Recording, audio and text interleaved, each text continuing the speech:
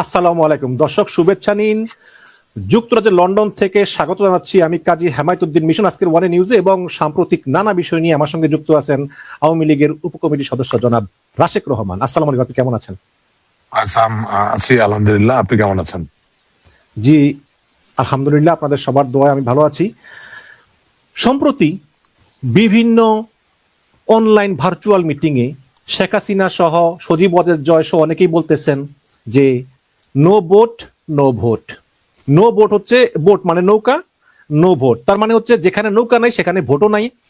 এবং আওয়ামী লীগের বিভিন্ন প্ল্যাটফর্ম থেকে জনগণকে জনগণকে নির্বাচনের দিন ভোট দিতে যাওয়ার জন্য নিরুৎসাহিত করা হচ্ছে, এবং কোথাও কোথাও বয়কটের ডাক দেওয়া হচ্ছে, প্রতিহতের ডাক দেওয়া হচ্ছে। আপনার কি মনে হয় যে আওয়ামী লীগের বর্তমানে যে কন্ডিশন, তারা আসলে কিছু করতে পারবে?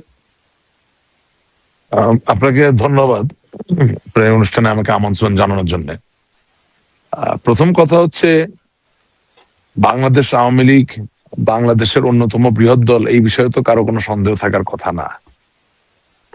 5ই আগস্ট 2024 সালে হয়তোবা আওয়ামী লীগের সরকারের পতন হয়েছে, কিন্তু এর মানে এই নয়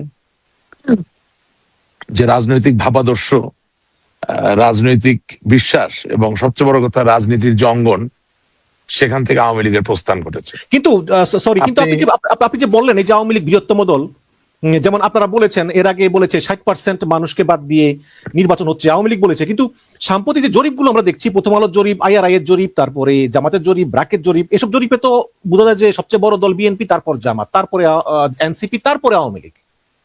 শোনেন, আমি আমার নিজেকে আপনাকে উদাহরণ দিয়ে কথাটা বলি। যেমন ধরেন 5ই আগস্ট তো এই সরকারের পতন হয়েছে, 4ঠা আগস্ট আমার দুটি বাড়ি একসাথে আগুন ধরিয়ে দেওয়া হয়েছে, এবং 5ই আগস্টের পরে হাজারো আওয়ামী নেতাকর্মীকে পিটিয়ে মারা হয়েছে, মব লিঞ্চিং করা হয়েছে, মবের মাধ্যমে হত্যা করা হয়েছে, এবং ঘরবাড়িতে আগুন আপনার নামে দেওয়া মনে হয়েছে। হয় 19টা মামলা আছে আপনার নামে। জি, আমার নামে 19টা মামলা আছে। সেই অবস্থায় আপনি যদি কোনো পরিসংখ্যান চালান, আপনি জানেন যে পরিসংখ্যান বিদ্যা বা পরিসংখ্যান বিজ্ঞান যেভাবে বলেন না কেন, সেখানে কোভার্ট এবং ওভার্ট সার্ভে দুটো জিনিস কাজ করে।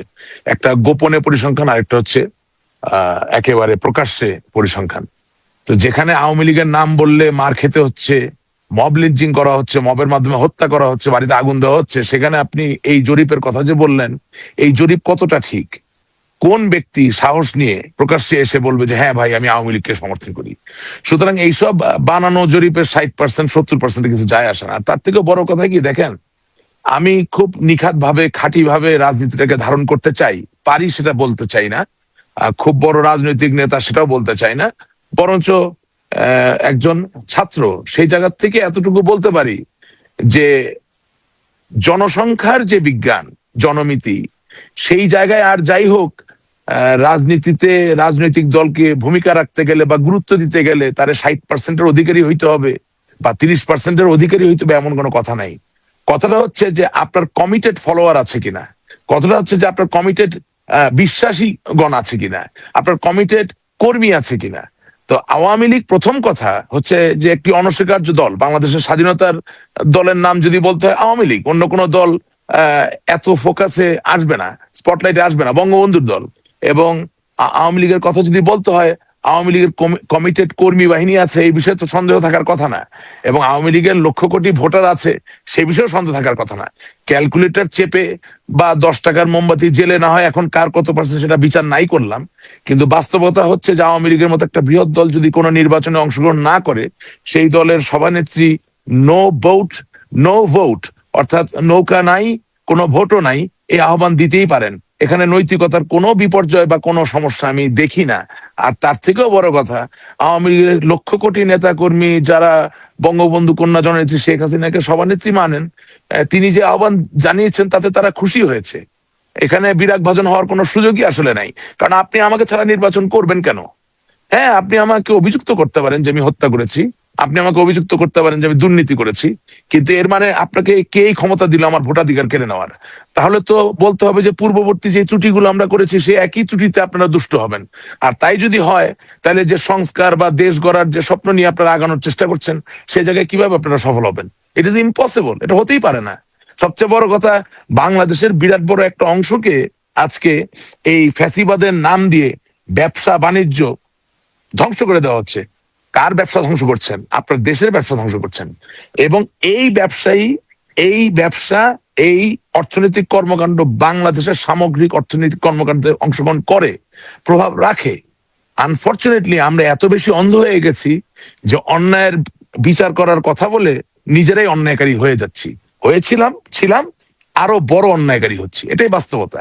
এবং যারা ধরেন এত কথা বলে আমাদেরকে সমালোচনা করার চেষ্টা করেন, ওনাদেরকে প্রশ্ন করা উচিত যে আপনি যেই আশা আকাঙ্ক্ষার ছটা বা মোহ দেখিয়ে 5ই আগস্টের গণ অভ্যুত্থান ঘটিয়েছেন, তার কতটুকু আপনারা সফলতার সাথে অর্জন করেছেন? We should go back to that. এবং সেই জায়গায় যদি আপনি স্বপ্ন পূরণ না করতে পারেন, তাহলে নৌকারে বাদ দিয়ে আপনি কোন স্বপ্ন পূরণ করবেন? ইম্পসিবল, হতে পারে না। জি, কিন্তু আপনি বললেন একটু আগে যে যদি শেখ হাসিনা নির্বাচনে ভোট দিতে না যাওয়ার আহ্বান জানান, এটা নৈতিকতা বিরোধী না, এটা আওয়ামী লীগের লোকজন পছন্দ করবে এবং তিনি এটা কোনো নীতি বিরুদ্ধ কাজ করেনি। কিন্তু আমরা যদি শুধু আওয়ামী লীগ কেন, আপনি মনে করেন একজন বিবেকবান বিএনপির ভোটার, আপনি সত্যি মনে করেন নাকি যে তিনি চান একপক্ষীয় নির্বাচন হোক? আমি তো আপনার অনুষ্ঠানে এসে অকপটে বলেছি যে হচ্ছে না, এখানে জামাত আছে। একটু আমাকে শেষ করতে দেন। আপনার অনুষ্ঠানে আমি এসে বলেছি যে আওয়ামী লীগ যে ভুল করেছিল, ওই একই ভুল যদি বিএনপি করে, তাহলে সামনের দিনে ভালো কিছুর আশা আপনি করতে পারবেন না। এবং এখন বিএনপি বলেন, জামাত বলেন, যাই বলেন, সবাই মিলে তাই করছে। এটা একপক্ষ ভোটই হয়। কারণ আমি যদি ধরেও নি আপনার কথা যে আওয়ামী লীগ খুব খারাপ, ফেলে দেন আওয়ামী লীগকে, ধরেন বলেন আওয়ামী লীগের কত পার্সেন্ট সাপোর্টার আছে? আমি আপনাকে গণমাধ্যম কর্মী হিসেবে জিজ্ঞাসা করছি, আপনার কাছে কি মনে হয় কত পার্সেন্ট কর্মী আছে? আপনি বলুন। কিন্তু আমার কাছে আওয়ামী লীগকে বিএনপির চেয়ে বড় দল মনে হয় না, বিএনপির চেয়ে বড় দল মনে হয় না। দরকার নাই বড় ছোটর ব্যাপার না। আমি আপনাকে প্রশ্ন করছি কত পার্সেন্ট সাপোর্ট আছে, আপনি বলুন। আপনাকে জিজ্ঞেস, একটু উত্তর দেন, কমায় বলেন, খুব কষ্ট করে কমায় বলেন। আচ্ছা, অনেক কমায় বলি। আচ্ছা 20% বলি। হ্যাঁ, তাহলে 20% লোকের ভোটাধিকার কেড়ে নেওয়া বা তার পছন্দের মার্কাকে ভোট না দেওয়ার যে অধিকার, এটা কেড়ে নেওয়ার শক্তি আপনাকে কে দিয়েছে? আপনি নিজেকে খোদা মনে করছেন? 20% কম মনে করেন? আপনার শরীরে 2টা হাত, 2টা পা, 2টা চোখ, রাইট? আপনার 2টা কিডনি, কারেক্ট? আপনার হৃৎপিণ্ডে 2টি অলিন্দ, 2টি নিলয়ের প্রকোষ্ঠ আছে। 20% বাদ দেন তো বাঁচতে পারবেন? চলতে পারবেন? আপনার হাতের 20% কেটে নেন, আপনার হাত চলবে? পায়ের 20% কেটে নেন। আপনার কথাই যদি সত্য হয় যে আওয়ামী লীগের 20% সমর্থন আছে, আমি জানি আরো বেশি আছে, তাহলে একটা সত্তা, রাষ্ট্র একটি সত্তা, একটি জাতি সত্তা, সেখানে 20% লোককে তার পছন্দসই জায়গায় ভোট আপনি দিতে দিবেন না জোর করে। এটা ইনসাফ হতে পারে না, এটা গণতন্ত্র হতে পারে না। আমরা গণতন্ত্রকে আঘাত করেছি, আমি স্বীকার করি, আমরা গণতন্ত্রকে আঘাত করেছি। আপনারা তো ওই প্রতিশ্রুতি দিয়েই এসেছেন যে ওই গণতন্ত্রের আঘাত আপনারা করবেন না, কিন্তু আপনারা তাই করছেন, ইনফ্যাক্ট আরো বেশি করছেন। অনেকে বলতেছেন যে যেই 20% মনে করেন আওয়ামী লীগের সমর্থক আছে, তারা যদি বিএনপি এবং জামাত দুইটার একটাকে ভোট না দিয়ে ওই আওয়ামী লীগকেই ভোট দিতে চায়, তাহলে এই যে আওয়ামী লীগের এই গত 15 বছরের যে সব অন্যায় অত্যাচার, এইসবের দায়িত্ব তাদের বহন করতে হবে। তারা কি এটা বহন করতে রাজি আছে?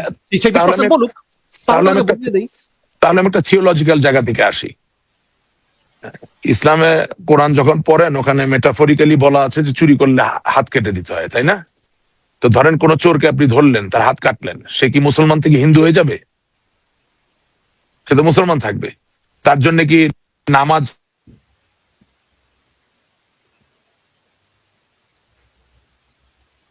আপনাকে? জি বলেন।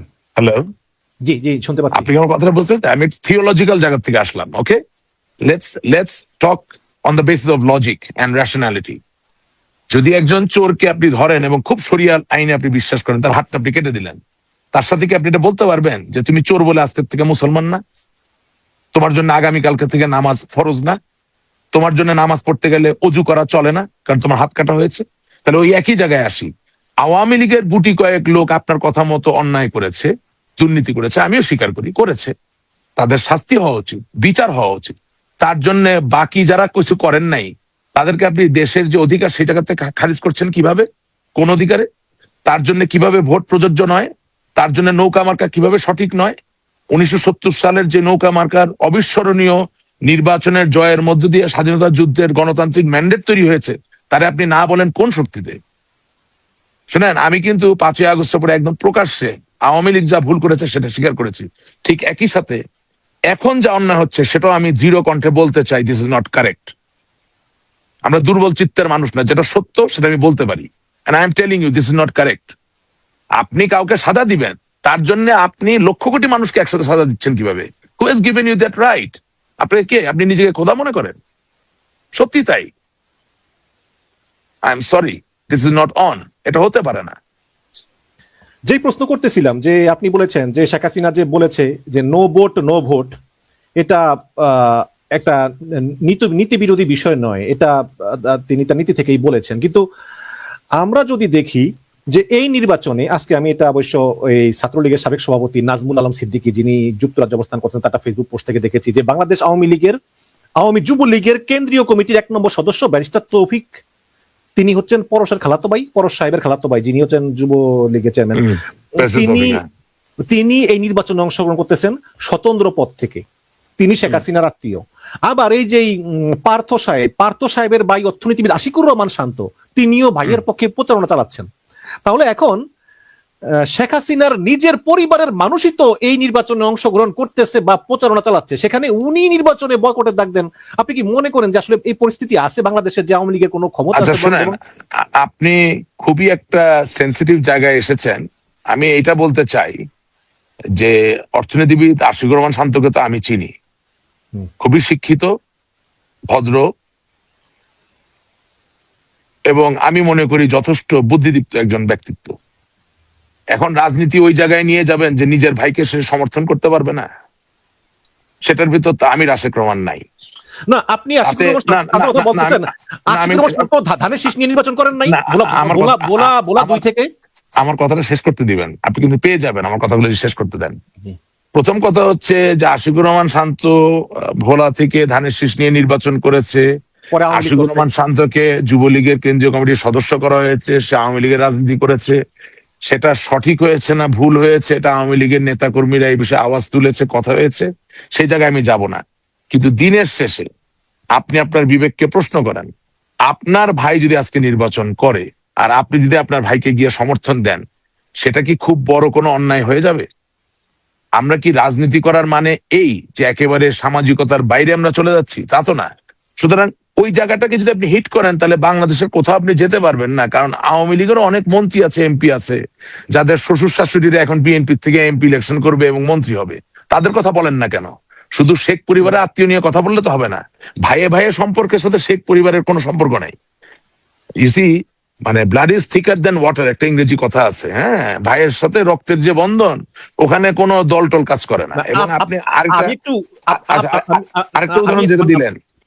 উদাহরণ যেটা দিলেন ব্যারিস্টার তৌফিক, সেটার কথা বলে দিই। ওনাকে আমি খুব ভালোভাবে চিনি, he is a very good lawyer. হ্যাঁ, উনি আওয়ামী লীগ যখন ক্ষমতায় ছিল তখন আওয়ামী লীগ থেকে নির্বাচন করতে চেয়েছেন, বিভিন্নভাবে নিগৃহীত হয়েছেন, লাঞ্ছিত হয়েছেন, তার ভিতরে কষ্ট আছে। সেই জায়গা থেকে তিনি হয়তোবা স্বতন্ত্র নির্বাচন করছেন। আপনি তো এটা পজিটিভলিও দেখতে পারেন যে আওয়ামী লীগের কে একজন স্বতন্ত্র নির্বাচন করে দেখতে হবে যে উনি আসলে সঠিক গণতান্ত্রিক পরিবেশ পেলেন কিনা। এটাকে তো আপনি একটা পরীক্ষা হিসেবে নিতে পারেন। কিন্তু এরা নেত্রীর নির্দেশ অমান্য করলো কিনা বলেন? না, নেত্রীর এখানে কি নির্দেশ ছিল যে আপনি গিয়ে নির্বাচন করেন? সেটা তার নেত্রী বলে নাই। অথচ এরা যুবলীগে আছে, কিন্তু ব্যারিস্টার সুমন শুধু একজন ওসির ক্ষমতা থেকে বাদ দেওয়া হলো। ব্যারিস্টার তৌফিক আওয়ামী রাজনীতির কতটুকু ওরিয়েন্টেশনে আছে সেটা নিয়ে প্রশ্ন আছে বলেই তো তিনি আওয়ামী রাজনীতির খুব একটা সুবিধা করতে পারেন নাই। প্রবলেম হচ্ছে, আমি তো আপনাকে বারবার বলছি যে আমাদের যে গণতান্ত্রিক চর্চা ছিল গত 17 বছরে, তাতে আমরা আমাদের নিজেদের লোকদেরকে দূরে ঠেলে দিয়েছি, কষ্ট দিয়েছি, ব্যথা দিয়েছি, ঠিক মতো অ্যাকোমোডেট করতে পারি নাই। সেটার কিছু সাইড এফেক্ট তো এই নির্বাচনে আপনি পাবেন। কিন্তু সেটা দিয়ে জননেত্রী শেখ হাসিনা যখন বলবে যে নৌকা নাই, ভোট নাই, সেটার নৈতিকতাকে আপনি প্রশ্ন করতে পারবেন না। Very simple.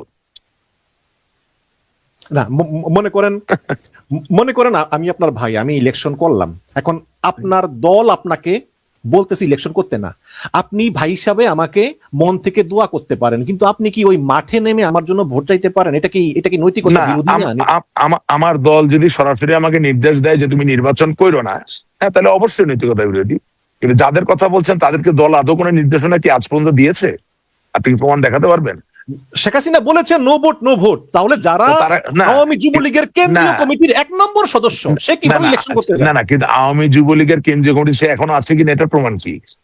আমি তো কোনো প্রমাণ খুঁজে পাচ্ছি না। কিন্তু নাই যে তার আপনি প্রমাণ কি? তাদেরকে টেনে আপনি আওয়ামী লীগের মানুষের যে মনের জোর সেটাকে তো নষ্ট করতে পারবেন না আমার সাথে। আমার জায়গাটা খুব পরিষ্কার। তারা যে আদৌ কার্যনির্বাহী কমিটিতে খুব কার্যকর অবস্থায় আছে সেটারই তো কোনো নিশ্চয়তা নেই, আপনি দেখাতে পারবেন না। তো তাদের কথায় তো আওয়ামী রাজনীতি চলে না, এটাই বাস্তবতা।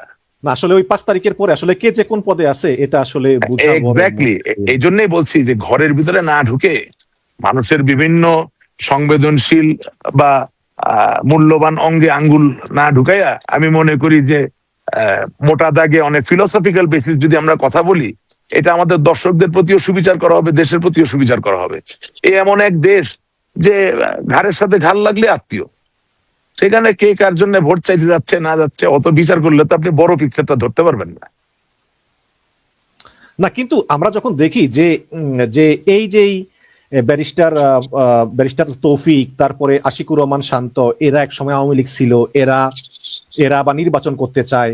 নসরুল হামিদ বিপু যিনি বিদ্যুৎ মন্ত্রী, আওয়ামী লীগকে ডুবিয়ে চলে গিয়েছেন, এখন তার সম্পত্তি আবার তিনি আবার এখন ভর করেছেন বন পরিবেশ উপদেষ্টা কি জানি না মহিলা রেজওয়ানা হাসানের উপরে। তো এই ধরনের তো সুবিধাভোগী লোকগুলো তো আছে। রেজওয়ানা হাসানের উপর ভর করেছেন কিনা সেটা আমি জানি না, এগুলো হিয়ারছে কথাবার্তা। হ্যাঁ, যেগুলো একেবারে কংক্রিট প্রুভেন না বা এক্সপোজ না সেগুলো নিয়ে কথা বলে আমি নিজেকেও আসলে বিতর্কিত করতে চাই না বা ছোট করতে চাই না। আর তার থেকেও বড় কথা হচ্ছে অবশ্যই নসরুল হামিদ বিপুর ভূমিকা যে খুব ইতিবাচক, খুব প্রশংসনীয় ছিল সেটা তার বলা যাবে না, কিন্তু তার জন্য আমি তার সাথে রেজওয়ানা হাসানের একটা সম্বন্ধ স্থাপন করে দিব সেটাও আমি করব না। হ্যাঁ, আর পাশাপাশি তার সম্বন্ধে দলের ভিতরে অনেক অভিযোগ আছে, বাইরেও অনেক অভিযোগ আছে, হয়তোবা কিছু সত্য কিছু মিথ্যা, সবকিছু মিলিয়েই তো বিচারটা করতে হবে। কিন্তু এতটুকু আমি বলতে পারি যে আর যাই হোক দায়িত্বশীল একটা জায়গা থেকে আমি গুজবে খুব একটা কান দিব না। আর তার থেকে বড় কথা, আপনি ব্যারিস্টার তৌফিকের কথা বললেন, আশিকুর রহমান শান্তর কথা বললেন, they have chosen their path. তারা আওয়ামী লীগ যে সিদ্ধান্ত নিয়েছে নির্বাচনকে বয়কট করার, সেটার বাইরে চলে এসেছে। সুতরাং এটার কনসিকুয়েন্স বা এটার ফলাফল তাদেরকেই ভোগ করতে হবে, কিন্তু এটা দলকে কোনোভাবে নাড়াবে না, আমি সেটাই বিশ্বাস করি। জি এবং এখানে আপনি আপনি এটাও জানবেন, আপনাকে রূঢ় বাস্তবতা বলি, কিছুদিন আগে শারমিন চৌধুরী একটা অনুষ্ঠানে আমি কথা বলেছি যে এক একটা এলাকার যারা মাথা, যারা এখন এলাকায় থাকতে পারছে, তাদেরকে বিভিন্ন রকম ভয় ভীতি দেখিয়ে চাপ সৃষ্টি করে নির্বাচনের দিন ভোট দিতে যাওয়ার পরিবেশও তৈরি করা হচ্ছে।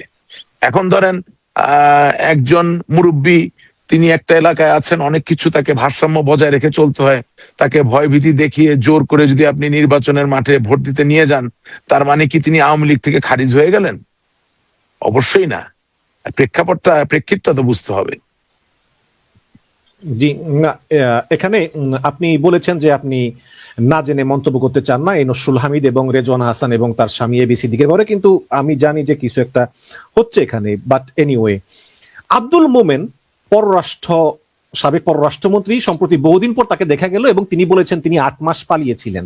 তিনি 8 মাস পালিয়েছিলেন, যাকে কূটনীতিক থেকে জাতিসংঘে কূটনীতিক হিসাবে নিয়োগ দিয়েছেন, সেখান থেকে এনে পররাষ্ট্রমন্ত্রী বানিয়েছেন। তার বড় ভাই আব্দুল মুহিত তিনিও ছিলেন অনেকদিন ধরে, অথবা তার মানে তিনি হচ্ছেন, তারা হচ্ছে মানে ওই যেটাকে সহজ বাংলা বলে জাত আওয়ামী লীগ। তিনি বলেছেন যে 5ই আগস্টের পরে তিনি অর্থ উপদেষ্টা সালাউদ্দিন আহমেদকে ফোন করে বলেছেন ডক্টর ইউনূসকে একটা ট্রুথ অ্যান্ড রিকনসিলিয়েশন গঠন করতে। তাহলে Yes. যেখানে তার দলের পতন হয়ে গেল, যেখানে তার দলের লোকেরা নিরাপত্তাহীনতায় ভারত ছেড়ে চলে গেল, সেখানে উনি কেন দেশে পালিয়ে থেকে উনি ডক্টর ইউনূসকে ট্রুথ অ্যান্ড রিকনসিলিয়েশন গঠন করার এই মহান দায়িত্ব ওনাকে কে দিয়েছে আপনি বলেন আমাকে? আচ্ছা, আমি কতগুলো জিনিস একটু বলি, আপনি আমাকে একটু নিরবিচ্ছিন্ন ভাবে বলতে দিবেন। হ্যাঁ, জি জি, আমি কথা বলবো না, জি বলেন। আবুল মাল মুহিত সাহেব আমার নানার সাথে একই ক্যাবিনেটে প্রথম মন্ত্রী ছিলেন। হ্যাঁ, সেটা বহু বছর আগের কথা, আরো 30 বছর আগের কথা, 30 আরো 40 বছর আগের কথা। ওকে। এবং আবুল মাল মুহিত সাহেব, মোমেন সাহেবদের যে পরিবার সিলেটে, এটি অত্যন্ত কুলীন, ঐতিহ্যবাহী, আবহমান কাল ধরে সম্মানের পাত্র হিসেবে এই পরিবার প্রস্ফুটিত হয়েছে। তাদের প্রত্যেক সদস্য অত্যন্ত উচ্চশিক্ষিত, মার্জিত, ভদ্র এবং সৎ। ওকে। আবুল মাল মুহিত সাহেব একজন সরল মানুষ, আমি তাকে খুব পছন্দ করি। সরলতাই অনেক সময় মানুষের বিপদ হয়ে যায়। এবং উনি যেটা বলেছেন একেবারে সত্য কথা বলেছেন, যে তিনি 8 মাস আসলে লুকিয়েছিলেন, এবং লুকিয়ে থাকা অবস্থায় তিনি আমার বাবাকে মেসেজ পাঠিয়েছেন, লুকিয়ে থাকা অবস্থায় আমার তার আত্মীয় স্বজনের মাধ্যমে যোগাযোগ হয়েছে, এবং কিভাবে তিনি দিনানিপাত করেছেন একটি কথাও তিনি মিথ্যা বলেননি, সব আমি জানি। এমনকি তিনি জুম্মার নামাজটাও ঠিক মতো পড়তে যেতে পারেন নাই, কারণ মব কখন তাকে পিটিয়ে মেরে ফেলে। তবে হ্যাঁ, এটা সত্যি, যেহেতু আগের দিনে সিএসপি অফিসাররা ছিলেন, ফরেন সার্ভিসের অফিসাররা ছিলেন, তাদের একে অপরের প্রতি একটা রিগার্ড, সম্মানের জায়গা আছে, সেই জায়গা থেকে ডক্টর সালেউদ্দিন আহমেদকে ডক্টর মোমেন অবশ্যই ফোন করে বলতে পারেন যে একটা ট্রুথ অ্যান্ড রিকনসিলিয়েশন কমিশন করা যেতে পারে। ট্রুথ অ্যান্ড রিকনসিলিয়েশন তো যে কোনো সময় লাগতে পারে। আজকে হযরত মুহাম্মদ সাল্লাল্লাহু আলাইহি ওয়াসাল্লাম 750 খ্রিস্টাব্দ ওই সময়ের দিকে মৃত্যুবরণ করছেন।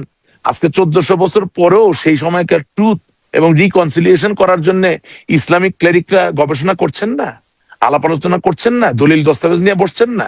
সুতরাং এখানে উনি কোন মহাভারতটা অশুদ্ধ করলেন? আমি তো ওনার ইন্টারভিউ শুনেছি, উনি কি খারাপ বললেন আমি তো বুঝতে পারছি না।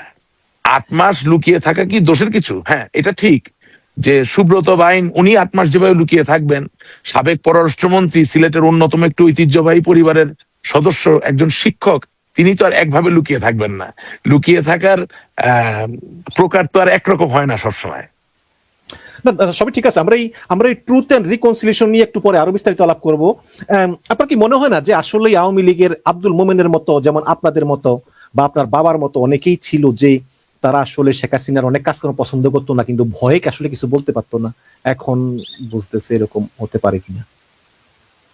আমি তো আমার বাবার কথা বলতে পারবো না। তিনি আওয়ামী লীগের 32 বছর 34 বছর কোষাধ্যক্ষ, এখনো কোষাধ্যক্ষ আছেন। নিশ্চয়ই উনি শেখ হাসিনা হয়তো ভালো কিছু দেখেছেন, আমিও ভালো কিছু দেখেছি। আমি যেটা মোদ্দা কথা বলি, আমার কথা বলতে পারি। আমার কাছে মনে হয়েছে যে 2018 সালের প্রাক্কাল থেকে প্রচুর পরিমাণে ভুল ত্রুটি আমরা করা শুরু করেছিলাম, এবং রং জাজমেন্ট বলে ইংরেজিতে একটা কথা আছে, ভুল বিচার, সেই ভুল বিচারও আমরা করা শুরু করেছিলাম। সেটার জন্য তো আর আমি কাউকে খারাপ লোক বলতে পারি না। রং জাজমেন্ট, ভুল বিচার বলতে আপনি কি ইনক্লুডিং হ্যাঁ। জামাত ইসলামের নেতাদের ফাঁসির কথাও বলবেন? No no no, not at all. যুদ্ধাপরাধীদের বিচার হবে না কেন? অ্যাবসলিউটলি। কি বলেন? এই দেশ স্বাধীনতা যুদ্ধ করে স্বাধীন হয়েছে, যারা 30 লক্ষ শহীদের আত্মাহুতির সাথে সম্পর্কিত, যারা সরাসরি জড়িত ছিল, বুদ্ধিজীবীদের হতে, হ্যাঁ, তাদের বিচার হতে হবে। তাহলে ভুল বিচার না না, ভুল বিচার আমি ভুল বিচার বলছি যে আমরা অনেক পলিটিক্যাল সিদ্ধান্ত নিয়েছি যেগুলো ভুল। ঠিক একই সাথে যিনি অপরাধী তাকে ফাঁসি দেওয়ার পরে, যিনি আসলে 71 সালের যুদ্ধের জন্য দায়ী নয়, তাকেও আপনি যদি সাজা দেওয়া শুরু করেন বা হয়রানি করা শুরু করেন, সেটা নিশ্চয়ই ভুল। সেটা তো আপনার অনুষ্ঠানে আমি বলেছি, সেটা আপনাকে আমি বলেছি যে 2013 সালের পেট্রোল বোমা হামলা, 2015 সালের পেট্রোল বোমা হামলার হাজার হাজার মামলা দায়ের করা হয়েছে, একটি মামলার রায় হয় নাই, একটা মামলার কোনো সুরা হয় নাই। তার মানে কি? যে যাদেরকে আপনি আসামি করলেন, এই এখন আমি যেমন ঝুলে আছি, তাদেরকে আপনি ঝুলিয়ে রেখেছেন। যখন আপনি মামলা দায়ের করেন, মামলা করার অধিকার যে কারো আছে, যখন সুষ্ঠু তদন্ত করবেন, যিনি দায়ী তিনি থেকে যাবেন, দায়ী হবেন, দোষী হবেন, সাজা পাবেন, যিনি দায়ী না তাকে আপনি মুক্ত করে দিবেন। কিন্তু এটা সত্য যে সারা দেশে লক্ষ লক্ষ মানুষ এই হাজার হাজার মামলার কারণে 17 বছর ধরে ঝুলেছিল, এবং এখানে বিরাট বড় বাণিজ্য হয়েছে। যখন বাণিজ্য হয়, যখন মানুষের হয়রানি হয়, সেটা হিংস্রতার রূপে আবার ফিরে আসে। এই ধরনের ঘটনাগুলো ঘটেছে, এটা যে হয়নি এটা অস্বীকার করার কিচ্ছু নাই। জি জি, এখানে আপনি বলতেছেন যে এই নির্বাচন গ্রহণযোগ্য হবে না আওয়ামী লীগ একদমই না। অংশগ্রহণ না করলে। এবং যখন এটা কিন্তু ওই বিএনপি ও জামাতও বলতো এর আগে, যখন আওয়ামী লীগের আমলে নির্বাচন হতো, এখানে যখন মনে করেন যে এই 7 জানুয়ারি নির্বাচন 23 সালের, সেখানে আওয়ামী লীগ বলেছিল যে নির্বাচনে কোন দল অংশগ্রহণ করতো সেটা বড় কথা না, জনগণের অংশগ্রহণই হচ্ছে বড় অংশগ্রহণ। কিন্তু বিএনপি বলতো যে না, সব দল অংশগ্রহণ করতে হবে। এখন আপনি দেখেন ইউরোপিয়ান ইউনিয়নের নির্বাচন পর্যবেক্ষণ মিশনের প্রধান ইভার্স ইজাবস, তিনি 11 জানুয়ারি সাংবাদিক সম্মেলনে বলেছেন যে নির্বাচনে জনগণ অংশগ্রহণ করলে সেটাই হচ্ছে অংশগ্রহণমূলক নির্বাচন। এখানে তো আওয়ামী লীগ কথা বলতেছে না, তার মানে আওয়ামী লীগ অংশগ্রহণ না করলেও সেটা অংশগ্রহণমূলক হবে। এবং গত বছর জাতিসংঘের একজন মুখপাত্র তিনিও বলেছেন যে মানে জনগণ, জাতি, ধর্ম, বর্ণ, তার মানে কি হচ্ছে যে এখন ইউরোপিয়ান ইউনিয়ন, জাতিসংঘ কেউ আপনাদের পাশে নাই, সবাই আওয়ামী লীগকে ত্যাগ করেছে। ওইসব জাতিসংঘের মুখপাত্র গুলা ফালান, আমি রাজনীতি করি, ওগুলা সময় আমার নাই। বা ইউরোপিয়ান ইউনিয়ন? হোক ইউরোপিয়ান ইউনিয়ন, দেশের মানুষ যা বলবে সেটাই তো বড় কথা। এবং আমি তো আপনাকে বলছি, জনগণের অংশগ্রহণ, আমি দামি নির্বাচন কোনোটাই তো আসলে ঠিক হয় নাই। এবং একইভাবে এখন যা হচ্ছে সেটাও ঠিক হচ্ছে না। তাতে ইউরোপিয়ান ইউনিয়ন অথবা অন্য কোন সংস্থা তারা কি বললো খুব বেশি কিছু যায় আসে না। তবে এখানে কথা আছে, ডক্টর মোহাম্মদ ইউনূস এখন বলছেন ছেড়ে দে মা কে দে বাঁচি। তিনি যে কোনো ভাবে একটা যেনতেন নির্বাচন দিয়ে প্রস্থান করতে চান। ওকে। আর ঠিক একইভাবে বাংলাদেশকে যদি এখন এগোতে হয়, অর্থাৎ ওই রিকনসিলিয়েশনের দিকেও যদি যেতে হয়, তাহলে ডক্টর মোহাম্মদ ইউনূসদের মতো ব্যক্তিরা আসলে রিকনসিলিয়েশন করতে পারেন না। তারা চিরকাল নিজের সুবিধাটা, নিজের ভালোটাই দেখেছেন। হ্যাঁ, রিকনসিলিয়েশন করতে গেলে অনেক আহ কিছু হজম করতে পারার শক্তি থাকা লাগে। সেক্ষেত্রে যেভাবেই হোক একটা রাজনৈতিক দল যদি রাজনৈতিকভাবে ক্ষমতায় উপনীত হয়, আমি মনে করি আগামী দিনের রাজনীতি আবার সচল হওয়ার সম্ভাবনা আমি দেখতে পারি। হ্যাঁ, বিকজ পলিটিশিয়ানরা অনেক বেশি বাস্তববাদী। আমাদের দলের সাধারণ সম্পাদক ওবায়দুল কাদের সাহেব যা বুঝতে পারেন নাই, যদি বিএনপির মহাসচিব মির্জা ফখরুল ইসলাম আলমগীর সাহেব বুঝে তারেক জিয়া সাহেবকে বোঝাতে পারেন, আমি মনে করি আগামী দিনে একটা গঠনমূলক রাজনীতি শুরু করার ক্ষেত্রে একটা ক্ষেত্র তৈরি হয়ে যেতে পারে। এবং আবারও বলছি, আওয়ামী লীগকে ছাড়া যে বাংলাদেশের রাজনীতি হয় না, এটা কি জনাব তারেক জিয়া সাহেব বোঝেন না? অবশ্যই বোঝেন। আওয়ামী লীগকে ছাড়া যে বাংলাদেশের রাজনীতি হয় না, এটা কি মির্জা ফখরুল ইসলাম আলমগীর সাহেব বোঝেন না? অবশ্যই বোঝেন। বাট আমরা নিজেরাই এমন একটা পরিস্থিতি করেছি যে আমরা এখন এই রেস থেকে, এই দৌড় থেকে বাদ পড়ে গেছি। কারণ আমি সবসময় একটা কথা বলি যে আপনি উম চরম সংকটময় অবস্থায়ও আপনার শত্রুর সাথে কথা বলবেন, এটা খুব জরুরি। এখানে ব্যাপারটা হচ্ছে যে যখন 5ই আগস্ট আমরা ক্ষমতার থেকে পড়ে গেলাম, হ্যাঁ, তখন কি হলো? আমাদের নামে লক্ষ লক্ষ শত শত মামলা বিএনপি দিল, জামাত দিল। ঠিক আছে। জামাত এবং জামাত জি দেয় জি নাই, জি বিএনপি দিচ্ছে। জি দেখেন, আমি তো নিজে মামলার ভোগান্তিতে আছি। আপনি যদি আমাকে বলেন দেয় নাই, এটা তো অন্যায় হলো। মানে আমি আপনার যেটা মামলার বাদী কি জামাতও আছে? হ্যাঁ, জি জি 100 ভাগ অবশ্যই আছে। হ্যাঁ, অবশ্যই আছে, কেন থাকবে না? তাহলে কি হ্যাঁ, এভাবে বলতে পারি যে বিএনপি বেশি জামাত কম, নাকি এভাবে বলা যায়? হ্যাঁ, বেশিরভাগ মামলা বিএনপি করেছে, ঠিক আছে। কিন্তু জামাত তো বিএনপির থেকে বেশি সুকৌশলে চলে, সুতরাং যাদেরকে মামলা দিলে কাজ হবে তাদেরকেই তারা মামলা দিয়েছে। হ্যাঁ, যেমন ধরেন রংপুরের মিঠাপুকুরের জন্য রাশেক রহমানকে বধ করতে পারা মানে তাদের জন্য একটা বিরাট বড় টার্গেট। এবং 2024 সালেও তারা ওই নির্বাচনেও পার্টিসিপেট করেছে, গোপনে আমার বিরুদ্ধেই পার্টিসিপেট করেছে। সো জামাত জানে কিভাবে সুকৌশলে চালাকিতে এগিয়ে থাকতে হয়। জামাতকে আসলে বিশ্বাস করা খুব কঠিন। হ্যাঁ, তো এখন ঘটনা, তারা ট্রাক মার্কায় দাঁড়িয়েছিল আপনাদের রংপুর প্রার্থী। আচ্ছা হ্যাঁ, আমাকে আসল জায়গাটা আসতে দেন। যে 5ই আগস্টের পরে মামলা মোকদ্দমা যেমন অনেক হলো, ঠিক একইভাবে মব ভায়োলেন্স, পিটিএ মেরে ফেলা, আগুন দেওয়া, লিঞ্চিং করা, হেনস্থা করা, জুতার মালা পরিয়ে দেওয়া, এগুলো তো চললো, তাই না? তো এখন কথা হচ্ছে, যেভাবেই হোক একটা সরকার কিন্তু ছিল, সেটা বৈধ হোক অবৈধ হোক। তাহলে আমার প্রশ্ন হচ্ছে, আওয়ামী লীগের চোখে যদি মেজর জেনারেল জিয়াউর রহমান সামরিক বাহিনী থেকে এসে ক্ষমতা নেন এবং সেটা যদি অবৈধ হয়, অবৈধ হওয়ার পরেও তার দেওয়া সংসদ নির্বাচনে যদি অংশগ্রহণ করা যায়, তাদের দেওয়া রাষ্ট্রপতির নির্বাচনে যদি ডক্টর কামাল হোসেনকে ক্যান্ডিডেট হিসেবে দেওয়া যায়, এবং হুসেইন মোহাম্মদ এরশাদ একেবারেই সামরিক বাহিনী থেকে এসে ক্ষমতা দখল করার পরেও তার সাথেও যদি নির্বাচন করা যায় বা ডায়ালগ করা যায়, তাহলে ডক্টর মোহাম্মদ ইউনূস অবৈধভাবে ক্ষমতা নেওয়ার পরেও আমি মনে করি আওয়ামী লীগের পক্ষ থেকে তাকে বলা উচিত ছিল যে বৈধ হোক অবৈধ হোক, অন্যায়ভাবে হোক, তুমি ক্ষমতায় বসেছো, এখন তোমার দায়িত্ব সকলের প্রতি। অর্থাৎ তুমি আমার নিরাপদ নেতা কর্মীদেরকে তোমার সুরক্ষা দিতে হবে, এটা তোমার দায়িত্ব। আমরা সেই ডায়ালগটা শুরু করতে পারি নাই। যার দরুন হয়েছে কি, যে গত 15-16 মাস ধরে আমরা মনে করছি যে সব মামলা মোকদ্দমা আন্দোলনের ভাষায় যে ডক্টর ইউনূস দিচ্ছে, কিন্তু ইন এফেক্ট দেখা যাচ্ছে মামলা মোকদ্দমার বাদী বা মালিক হচ্ছে বিএনপি এবং জামাত। অর্থাৎ এই নির্বাচন হয়ে যাওয়ার পরে ডক্টর ইউনূসকে তো আপনি আর পাবেন না, কিন্তু মামলা তো মামলার জায়গায় থেকেই যাবে। সুতরাং আমরা মনে করি একটু জেদের বসে নিজেদেরকে রাজনৈতিক যে ট্র্যাক তার বাইরে নিয়ে গেছি। এখন যদি এই নির্বাচনের পরে আমরা ফিরে না আসতে পারি, তাহলে বড় সমস্যা হবে বাংলাদেশের জন্য। জি, তবে এজন্য তো অবশ্য আওয়ামী লীগের নেতৃত্ব দেয়, তারা সবসময় আসলে আক্রমণ করে করে কথা বলেছে আর কি, যে ডক্টর ইউনূসকে সবসময় কারণে অকারণে সবসময় আক্রমণ করেছে। যাই হোক, আপনারা না, কি আক্রমণ আপনি করতেই পারেন। আপনি যখন সুরক্ষা চাবেন এবং উনি যখন সুরক্ষা দিবেন না, তখন আক্রমণ করবেন। কিন্তু আপনি তো সুরক্ষা চান নাই। আপনি তো আহ তাকে তার যে দায়িত্বের বোঝা সেটা আরো বেশি তার ঘাড়ে চাপিয়ে দেন নাই। না, বর্তমানে নেত্র নিউজ শেখ হাসিনার সব হেট স্পিচ গুলো নিয়ে একটা প্রতিবেদন করেছে। সেখানে শেখ হাসিনার প্রায় 70টার মতো হেট স্পিচ আছে। মানে শুনলে মানে আপনি অবাক হয়ে যাবেন যে আসলে এগুলো কতটুকু বলা উচিত। তার মতো একজন মানে প্রেসিডেন্টের কন্যা, নিজেও প্রধানমন্ত্রী একাধিকবার, সেটা আসলে একটা বিতর্কের দাবি রাখে। যাই হোক, এগুলো আসলে আপনারও কিছু করার নেই, আমারও কিছু করার নেই, কারণ তারা অনেক উপরের ব্যক্তি। কিন্তু আপনার নেত্রী কেন ইউনূসের সমালোচনা করেন, আবার গোপনে ইউনূসের কাছে 2জন মার্কিন কূটনীতিক পাঠান, যারা ইউনূসকে রিকোয়েস্ট করেছে যে আপনারা আওয়ামী লীগকে ফিরিয়ে আনেন। এবং এরা হচ্ছে আলবার্ট গম্বিস এবং মোরস্টেন, তারা ট্রাম্পের প্রশাসনের উচ্চ পর্যায়ের কূটনীতিক, এবং বলেছে ট্রুথ অ্যান্ড রিকনসিলিয়েশন করার জন্য। যদিও সরকার বলেছিল যে গত বছর ট্রুথ অ্যান্ড রিকনসিলিয়েশন করবে এবং না, প্রধান বিচারপতি রেফাতকে পাঠাবে দক্ষিণ আফ্রিকা ট্রেনিং নেওয়ার জন্য। পরে তারা এটা করলো না। এখন সে বললো যে আওয়ামী লীগ তো দোষ স্বীকার করে না, এই কারণেই ট্রুথ অ্যান্ড রিকনসিলিয়েশন সম্ভব না।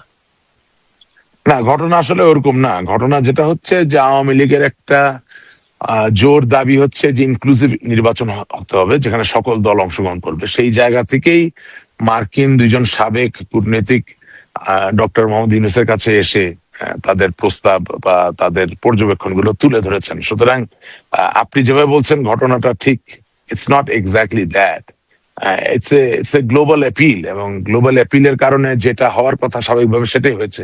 কিছু মানুষ সাড়া দিবে, কিছু মানুষ আগ বাড়িয়ে এসে সাহায্য করার চেষ্টা করবে, বিভিন্ন রকম প্রস্তাব দিবেন।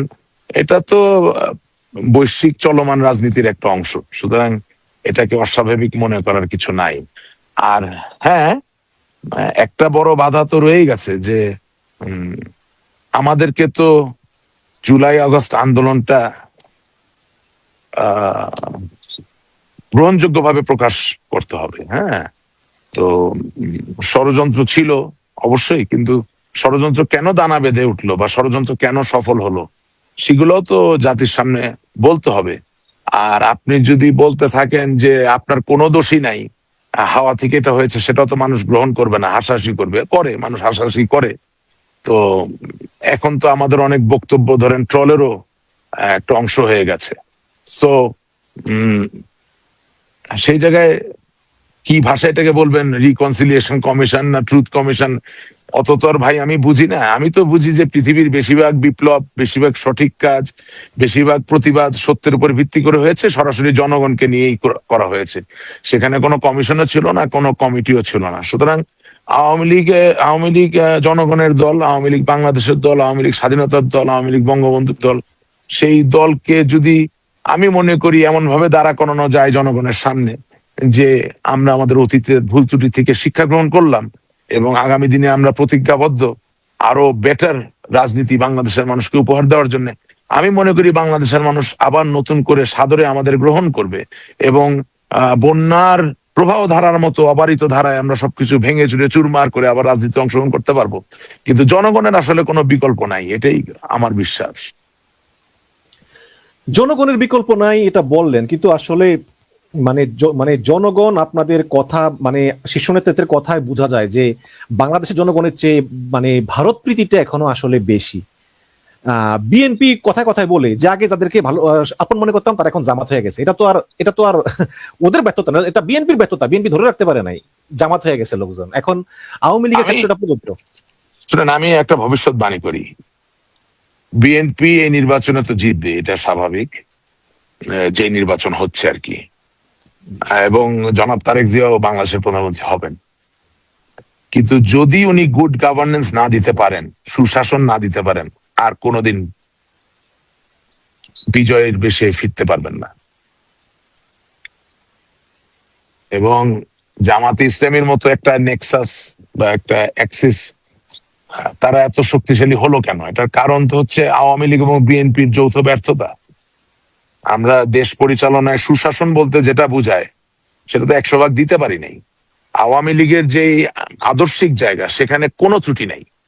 আওয়ামী লীগের মানব কল্যাণের যে ইচ্ছা প্রস্ফুটিত হয় আওয়ামী লীগের মুখবন্ধ থেকে বা গঠনতন্ত্র থেকে, তাতে কোনো ত্রুটি আপনি ধরতে পারবেন না। আওয়ামী লীগের ঐতিহাসিক যে ভূমিকা বাংলাদেশের স্বাধীন হওয়ার ক্ষেত্রে, সেই জায়গায় কোনো ত্রুটি আপনি ধরতে পারবেন না। বঙ্গবন্ধুর ক্ষেত্রে আপনি কোনো ত্রুটি ধরতে পারবেন না, ইম্পসিবল। প্রবলেম হয়ে যাচ্ছে যে পরবর্তী সময়ে যখন জনগণ আমাদেরকে সুযোগ দিল দেশ চালানোর জন্য, আমরা প্রচুর অবকাঠামোগত উন্নয়ন করেছি, কিন্তু উম, মনুষ্য উন্নয়নের যে এই জায়গা, বিশ্বাস স্থাপনের যে জায়গা, সুশাসন যেটা চোখে দেখা যায় না, অনুভব করা যায়, উপলব্ধিতে নেওয়া যায়, সেই জায়গাগুলোতে যতটা ভালো করার সুযোগ আমাদের ছিল সেটা আমরা করি নাই। ঠিক একইভাবে বিএনপি তো করেই নাই। এবং এই দুই দলের ঐতিহাসিক সব ভুল ত্রুটির কারণেই আজকে জামাত এই জায়গায় এসে দাঁড়িয়েছে। জি, এখানে আহ, মোহাম্মদ মোহাম্মদ আলী আরাফাত তিনি বলেছেন যে তিনি প্রয়োজনে ক্ষমা চাইবেন, যদিও অনিচ্ছাকৃতভাবেই বলেছেন যে তিনি প্রয়োজনে ক্ষমা চাইবেন যদি ট্রুথ এন্ড রিকনসিলিয়েশন হয়। কিন্তু যেহেতু আওয়ামী লীগ তারা অ্যাকসেপ্ট করতেছে না, তাদের কোনো দোষ আছে, জন্য ট্রুথ এন্ড রিকনসিলিয়েশন দক্ষিণ আফ্রিকার আদলে গঠন করা সম্ভব না। সম্প্রতি একটা কথা উঠেছে যে ভারতে আওয়ামী লীগের একটি ওয়ার্কিং কমিটির ভার্চুয়াল মিটিং হয়েছে এবং সেই মিটিং এ অনেক সাংগঠনিক সম্পাদক তারা বলেছেন যে যেহেতু তারেক রহমান এখন বিএনপির চেয়ারম্যান, বেগম জিয়া প্রয়াত হয়েছেন, সুতরাং এই পুত্রের বয়সী একজনের সঙ্গে শেখ হাসিনা আসলে রাজনীতিতে কতটুকু কি করতে পারবেন। মানে সবারই তো একটা থামার সময় হয়, ইচ্ছাই হোক অনিচ্ছাই হোক সবাইকে থামতে হয়। এক সময় আপনিও থেমে যাবেন, আমিও থেমে যাব, এই চ্যানেলও থাকবে না। কিন্তু তখন অনেকে প্রস্তাব আমি থামবো না, আমি বাঙালি ভাই, আমি থামতে জানি না। না বলছি ওই আমি থামবো না, আমার দাঁত পড়ে গেলেও আমি চলবো, আমার হাত না চললে আমি চলবো। আমি বাঙালি ভাই, আমি থামতে জানি না। না, আমি মৃত্যুর কথা বলছি, থামবো না। যে মৃত্যু আমাদের সবাইকে থামিয়ে দেবে। বললাম তো যে হ্যাঁ, মৃত্যু যে অনিবার্য সত্য, তারপরে আমি থামবো না ভাই। আপনি আমার কথাটা বুঝতে পারেন নাই। আমি একটু সার্কাস্টিক ভাবে কথাটা বলছি। আমি বাঙালি তো, আমি থামতে জানি না। এখন সেখানে প্রস্তাব করা হয়েছে যে জয় অথবা পুতুল দুইজনের একজনকে আসলে যদি আওয়ামী লীগের সভাপতি করে দেওয়া যায় তাহলে ওই বয়সটা সমান সমান হয়, যেমন জয় বা তারেক রহমান এ তো একই বয়সের, এরকম একটা প্রস্তাব আসলে আলোচনা হয়েছে। এই ব্যাপারে আপনার কাছে কোনো খবর আছে কিনা যে আসলে নেতৃত্বে পরিবর্তন হচ্ছে কিনা আওয়ামী লীগের? না, আওয়ামী লীগের কোনো ওয়ার্কিং কমিটি মিটিং হয়নি, এটা ভুল তথ্য। বৈঠক হতে পারে, কিন্তু ওয়ার্কিং কমিটির মিটিং এর কম্পোজিশনটা একটু ব্যতিক্রম, আরো আনুষ্ঠানিক। এক, দুই নাম্বার হচ্ছে যে আপনি যেভাবে বলছেন সেভাবে ব্যাপারটা না। ব্যাপারটা হচ্ছে যে সজীবাদের জয় ভাইকে আওয়ামী লীগের নেতা কর্মীরা স্বাগত জানায় আওয়ামী লীগের কোন একটা গুরুত্বপূর্ণ জায়গায়, বা তার মাকে সহযোগিতা করার জায়গায় আরো প্রত্যক্ষভাবে যদি তিনি আসেন, একেবারে হৃদয়ের অন্তঃস্থল থেকে তারা স্বাগত জানায়। ঠিক একইভাবে সাইমা ওয়াজেদ পুতুলের ক্ষেত্রে এটা সত্য। প্রস্তাবনা ওইভাবে আসবে। কিন্তু আপনার কি মনে হয় না যে সজীব জয় চাইতে সাইমা ওয়াজেদ পুতুলের গ্রহণযোগ্যতা বেশি বাংলাদেশে বা কোনো একটা কারণে? সেটা আমি কিভাবে এই ওপিনিয়ন দিব? এটা তো তাদের পারিবারিক ব্যাপার। কি কে দলের হাল ধরবেন বা দুজনেই ধরবেন কিনা, দলের যারা কাউন্সিলর আছে, ডেলিগেট আছে, আমি যেমন অন্যতম একজন, আমি ভোট দিতে পারি, তাই না? আমরা সকলে মিলে যখন ওই পরিবেশ আসবে তখন সেখানে সিদ্ধান্ত নেওয়া হবে কে বেশি গ্রহণযোগ্য কে কম। এটা তো কোনো কথাই হতে পারে না। বঙ্গবন্ধুর দুই নাতি নাতনি দুজনেই তো গ্রহণযোগ্য। আজকে দিল্লি প্রেস ক্লাবে সাবেক পররাষ্ট্রমন্ত্রী এবং সাবেক বন পরিবেশ মন্ত্রী হাসান মাহমুদ একটি সংবাদ সম্মেলন করতে যাচ্ছেন। হয়তো বা সংবাদ সম্মেলন এত মতো হয়েও গিয়েছে, আমি ঠিক জানি না, কিন্তু আপনি যদি জেনে থাকেন তাহলে এই হঠাৎ করে এই সংবাদ সম্মেলন আসলে হাসান মাহমুদ কেন আয়োজন করতেছেন, উদ্দেশ্য কি? আমরা পত্রিকায় যতটুকু পড়েছি সেটাতে যেটা হয়েছে যে ডক্টর হাসান মাহমুদ উনি বেসিক্যালি আওয়ামী লীগের 5ই আগস্টের যেসব অভিযোগে অভিযুক্ত, সেগুলোর অভিযোগগুলো যে সঠিক নয়, সেখানে যে ব্যত্যয় আছে, সেগুলোকে তুলে ধরার জন্য এই সাংবাদিক সম্মেলনটি আয়োজন করেছেন। আর আমি তাকে ব্যক্তিগতভাবে ধন্যবাদ জানাতে চাই। Truly this is the first time Awami League is doing something like true politicians. That is আমার যে বন্ধু রাষ্ট্র, আমার যে মিত্র রাষ্ট্র, সেখানে থেকে আমি সাংবাদিকদের মাধ্যমে সারা পৃথিবীর কাছে আমার বক্তব্য পৌঁছে দিচ্ছি বা পৌঁছে দিব। এই কাজটা অনেক আগেই শুরু হওয়া দরকার ছিল। তাই আমি বাংলাদেশ আওয়ামী লীগের যুগ্ম সাধারণ সম্পাদক জনাব হাসান মাহমুদকে আন্তরিকভাবে ধন্যবাদ জানাই। It's a truly a political move. এবং আমি বিশ্বাস করি যে এই সংবাদ সম্মেলনটা সফল হলে যেটা হবে, যে আপনারা অতি সত্বর ভারতে আওয়ামী লীগের আরো অনেক রাজনৈতিক কর্মকাণ্ড দেখতে পারবেন। মানে আরেকটু বলেন, মানে মানে তার সংবাদ সম্মেলনটা কেন হচ্ছে, যে তিনি এটা কি বেলজিয়ামে হচ্ছে নাকি? না, না, এটা দিল্লিতে হচ্ছে। কেন কেন এটা হচ্ছে দিল্লিতে? মানে হচ্ছে কারণ আওয়ামী লীগের ব্যাপারে অনেক অভিযোগ আছে গণমাধ্যমে এবং সোশ্যাল মিডিয়ায়, যেগুলো তিনি রিফিউট তার করার উত্তর দিবেন অনেক অনেক এবং রিপোর্ট আছে। এবং জি, জাতিসংঘের এই রিপোর্টটা যে ভুয়া, এটা তিনি প্রমাণ করবেন। হ্যাঁ, ত্রুটিপূর্ণ আর সঠিক নয়, হ্যাঁ সেটা তুলে এটা ধরবেন। তিনি প্রমাণ করবেন। কিন্তু আপনার কি আসলেই মনে হয় যে মানে ভারতের ভিতরে যে আওয়ামী লীগের রাজনীতিটা আরো প্রসারিত হবে বলে আপনি মনে করেন, যে ভারত এটা করতে দিবে? আজকের এই সংবাদ সম্মেলন সফলভাবে হলে হ্যাঁ করতে পারবে। এবং কিন্তু সম্প্রতি আমি দেখেছি যে কিন্তু কিন্তু আমাদেরকে মনে রাখতে হবে যে আমরা আবার বেশি যুক্তি খণ্ডন করতে গিয়ে যদি আবার নিজেরাই মিথ্যাবাদী হয়ে যায়, তাহলে আবার অসুবিধা। সুতরাং এই সংবাদ সম্মেলনটা এমন ভাবে করা উচিত যেখানে কেউ বলতে না পারে যে আমরা নিজেরাও সঠিক তথ্য দিতে পারিনি। জি, অনেক ধন্যবাদ। কিন্তু ভারতের প্রতি এই অতিরিক্ত নির্ভরশীলতা, আপনি আপনি নিজেও বলেছেন আমার অনুষ্ঠানে যে হাদি হত্যাকাণ্ড প্রমাণ করে দিয়েছে যে বাংলাদেশের মানুষ কতটুকু ভারত বিদ্বেষী। এবং at the end of the day, যদি আপনি ওই আওয়ামী লীগের আমলের একতরফা ভোট বা দামি ভোট না করেন, জনগণের কাছে যেতে হবে। আপনি জনগণকে মূল্যবাদী বলতে পারেন, বাট সেই জনগণের কাছে কিন্তু আপনাকে যেতে হবে, কারণ সে একটা ভোট দেওয়ার ক্ষমতার মালিক। যে এখন এই যে অতিরিক্ত ভারত প্রীতি, ভারতে বসে কথা বলা এবং অনবরত বাংলাদেশের বিরুদ্ধে ভারতীয় মিডিয়া যে গুজব ছড়াচ্ছে সেগুলোকে সহায়তা করা, সেগুলোকে সমর্থন করা, দিল্লি প্রেস ক্লাবে হাসান মাহমুদের সংবাদ সম্মেলন এবং শেখ হাসিনা এবং সজীব জয় তারা বলতেছেন যে বাংলাদেশে আওয়ামী লীগ ছাড়া নির্বাচন বন্ধে তারা ভারতের হস্তক্ষেপ চান। এগুলো কি আসলে রাষ্ট্রদ্রোহিতা, দেশদ্রোহিতা নয়? আপনারা কি আসলে জনগণের উপর নির্ভর না করে অতিরিক্ত ভারত নির্ভর হয়ে পড়েছেন? সোজা পথ পরে পায়ে সোজা পথে চলতে চান না, কিন্তু বাঁকা পথে চলতে, মানে এই প্রবণতাটা সম্পর্কে আপনি কি মনে না, করেন? প্রথম কথা হচ্ছে যে ওসমান হাদির জানাজা এবং বেগম খালেদা জিয়ার অভূতপূর্ব জানাজায় লক্ষ কোটি মানুষের উপস্থিতি অবশ্যই প্রকাশ ঘটায় ভারত বিরোধী একটা সেন্টিমেন্ট বাংলাদেশে আছে। আর ভারতকে বন্ধু ভাবায় তো দোষের কিছু নাই, বা সত্য বা ন্যায়কে প্রতিষ্ঠার ক্ষেত্রে ভারত কেন অন্য কারো সহযোগিতা নেওয়ার দোষের কিছু নাই। তবে হ্যাঁ, অতি ভারত ভক্তি বা অতি ভারত নির্ভরতা ডেফিনেটলি বাংলাদেশের প্রেক্ষিতে রাজনীতিতে একটা হ্যান্ডিক্যাপ বটে, রাজনীতি একটা সমস্যার জায়গা তৈরি করে বটে। আহ তবে এর মানে এই নয় যে আমি যদি আমার কোনো বন্ধু রাষ্ট্রে আশ্রয় নেই বিপদে পড়ে, সেখান থেকে আমি সংবাদ সম্মেলন করলে খুব বড় কোনো পাপ করে ফেললাম। জি, কিন্তু আসলে আমরা দেখেছি যে এই 5 তারিখের পরে ভারত থেকে অনেক গুজব, এবং সেগুলো আবার সজীব জয়ের অফিসিয়াল ফেসবুক পেজে শেয়ার করা হয়। আমি জানি না এই পেজটা তিনি চালান কিনা, যাই হোক।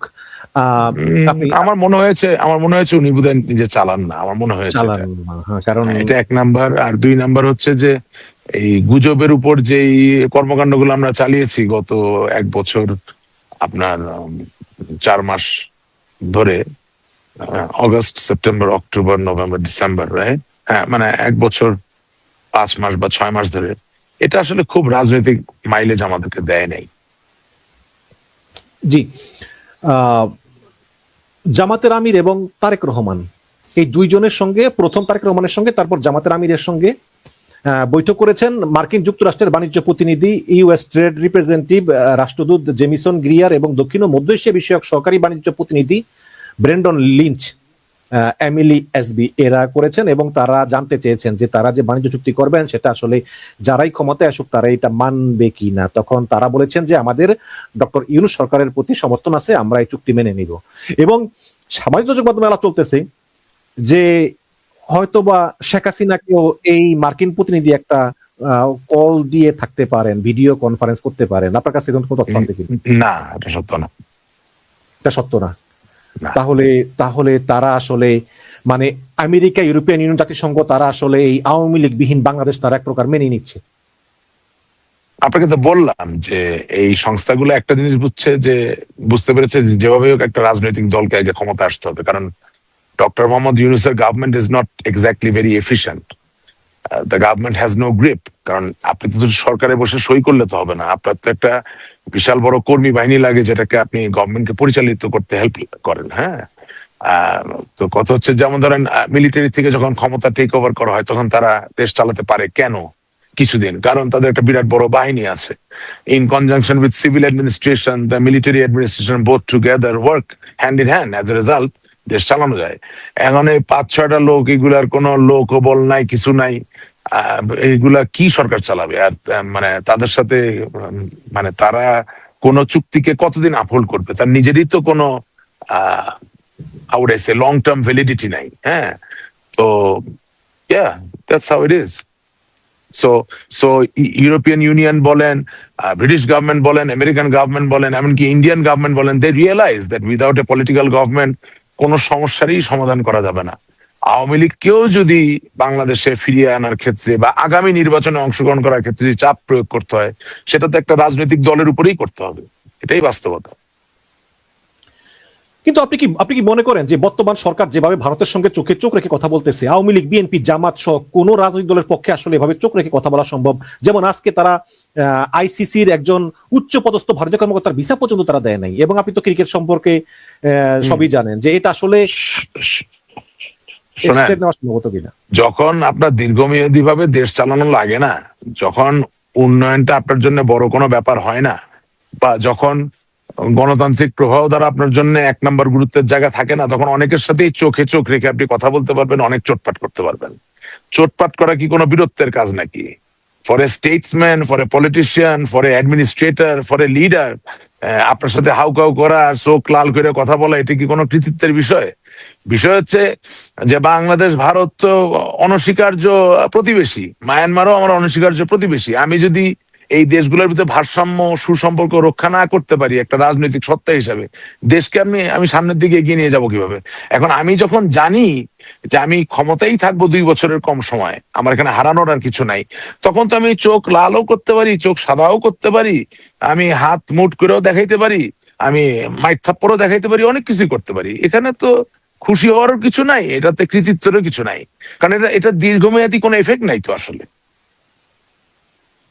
জি, বাট এটাই বলেছেন ভারতের সেনাপ্রধান উপেন্দ্র ত্রিবেদী, যে আমরা দেখছি যে আসলে এই সরকার কি 5 মাসের মেয়াদী পদক্ষেপ নেয় নাকি 5 বছর মেয়াদী পদক্ষেপ নেয়, আমরা এগুলো দেখতেছি। এবং তিনি আরো বলেছেন যে বিভিন্ন চ্যানেলে আমাদের সঙ্গে বাংলাদেশ সেনাবাহিনীর বিভিন্ন চ্যানেলে যোগাযোগ আছে। তো যেখানে নিশ্চয়ই আছে। সরকারের সঙ্গে সরকারের খারাপ সম্পর্ক, সেখানে বাহিনীর সঙ্গে বাহিনীর এরকম যোগাযোগগুলো, এটা কি অস্বাভাবিক মনে হচ্ছে আপনার কাছে? যে কেন এটা অস্বাভাবিক হবে? বাংলাদেশের national defence college is one of the best defence college in the entire world. It enjoys very good reputation, যেখানে প্রতি বছর 60 থেকে 70 জন বিদেশি জেনারেল বা জেনারেল পদমর্যাদার সেনা কর্মকর্তারা, এমনকি ভারত থেকে, পাকিস্তান থেকে, আমেরিকা থেকে, বিভিন্ন দেশ থেকে এসে এখানে লেখাপড়া করে, প্রশিক্ষণ গ্রহণ করে। তো যোগাযোগ তো সবসময় চক্রান্ত নির্ভর যোগাযোগ হতে হবে তা তো না, বন্ধুসুলভ যোগাযোগেরও তো অনেক জায়গা আছে। আপনার যৌথ প্রশিক্ষণ হয়, যৌথ মহড়া হয়, এটা তো আমি অস্বাভাবিক কিছু মনে করছি না। জি, মানে সরকারের সঙ্গে সরকারের সম্পর্ক ভালো না, কিন্তু আবার দেখা যায় যে না, হয়তো মানে আমার কথা হচ্ছে যে জেনারেল ওয়াকারুজ্জামান যদি জেনারেল উপেন্দ্র ত্রিবেদীর সঙ্গে যোগাযোগ করেন, যোগাযোগ করার পর কথা বলার পর সেটার একটা রিপোর্ট তিনি আসলে প্রধানমন্ত্রীর কার্যালয়ে পাঠান কিনা বা বলেন কিনা যে আমাদের সঙ্গে কথা হয়েছে, এটা না, আপনি এটাকে ওভার রিড করতেছেন। জেনারেল উপেন্দ্র যে একদম ওয়াকারুজ্জামান সাহেবের সাথে স্পেসিফিক্যালি কথা বলেছে তা তো না। হোয়াট হি মিনস ইজ, দেখেন, who is a major general in Bangladesh is a major general also in India. Whoever is a major general in India, when he goes to America on an official visit, he is also a major general there. অর্থাৎ তাকে brigadier general salute করে। Global কিছু protocol আছে। এখন আগের দিনের ওই ধরেন সুলতান সুলেমানের সময়ের মতো তো আর সেনাবাহিনী বিচ্ছিন্ন না। এখন সারা পৃথিবীর প্রত্যেকটা সেনাবাহিনীর সাথে প্রত্যেকটা সেনাবাহিনীর লিয়াজোর জায়গা থাকে। সুতরাং কোন দেশে কি হচ্ছে না হচ্ছে, কি পরিবেশ পরিস্থিতি, আনুষ্ঠানিকভাবে যেমন আদান প্রদান হয়, অনানুষ্ঠানিকভাবে আদান প্রদান হয়। চট্টগ্রামে পুলিশের উচ্চ পর্যায়ের লোকজন কিছু লোককে গ্রেপ্তার করেছেন এবং তারা বলেছেন যে সামনের ইলেকশনকে ভন্ডুল করার জন্য সারা বাংলাদেশে আওয়ামী লীগ সংখ্যালঘু হিন্দু, বৌদ্ধ, খ্রিস্টানদের এবং রোহিঙ্গাদের বাড়িতে আগুন দিচ্ছে এবং তারা এই নির্বাচন বানচালের পরিকল্পনা করতেছে। তো এ ব্যাপারে কি আপনি কি মনে করেন কিনা যে মানে মানে কেন আওয়ামী লীগ এটা করতেছে বলে আপনি মনে করেন? আমি তো জানি না এটা আওয়ামী লীগ করছে কিনা। এটা মানে মানে মানে পুলিশের বক্তব্য আর কি। পুলিশের তো হচ্ছে আওয়ামী লীগের সময় বক্তব্য ও দেখছি, পাহাড়ি এখনকার বক্তব্য দেখি। পুলিশের বক্তব্যের উপর নির্ভর করে আপনি জীবনে চলতে পারবেন নাকি? জি। আহ, আমার কাছে মানে আমি জানি যে আপনাকে অনেক ইয়াং জেনারেশন ফলো করে জনাব রাশেক রহমান, এবং আপনার প্রশংসা করে, আপনার আপনার কথাগুলো তারা শুনে, যে আপনি মাঝে মধ্যেই যে আপনি অকপটেই আত্মসমালোচনা করতে পারেন, যেটা আপনার অন্য একটা গুণ। আপনি এই শুরু থেকেই এই জনাব মুস্তাফিজুর রহমানকে আইপিএল থেকে বাদ দেওয়া বা এরপর যা যা করতো, এটাকে আপনি কিভাবে দেখছেন? না, আসলে হয়েছে কি, আমাদের আত্মসম্মানের জায়গাটা তো যতটা সবল হওয়া উচিত ছিল সেটা গত 55 বছরে হয়নি। যার দরুন Mustafiz is a good cricket player, তার সাথেও এই ধরনের অগ্রহণযোগ্য ঘটনা ঘটে যায়। আবার মনে রাখবেন, যখন আপনি আপনার নিজেকে সম্মান করবেন না, তখন অন্য লোকও তো আপনাকে সম্মান করবে না। আমাদের সাকিব আল হাসান ক্রিকেটার কোন ছবি বা ভিডিও বা স্বপ্নে দেখেছেন নাকি যে হাতে বন্দুক, মেশিন গান বা পিস্তল নিয়ে কয়েকজন লোককে হত্যা করছে? কিন্তু বাংলাদেশের নতুন প্রজন্ম যখন ক্রিকেটের স্বপ্ন দেখে, তখন তো সাকিব আল হাসানের চেহারাটা দেখে, এটা মিথ্যা না। হাতে ক্রিকেট ব্যাটটা দেখে, এবং ছক্কাটা যখন সে মারে, তখন ছক্কার যেই গৌরব, যে আনন্দ, যে উল্লাস, সেটা তো শুধুমাত্র তার একার হয় না, পুরো দেশের হয়। তো আপনি বাংলাদেশের একজন সেরা খেলোয়াড়, পৃথিবীর 1 নম্বর অলরাউন্ডার, তারে আপনি একটা মিথ্যা হত্যা মামলা দিয়া ভাগাই দিছেন খেলার থেকে।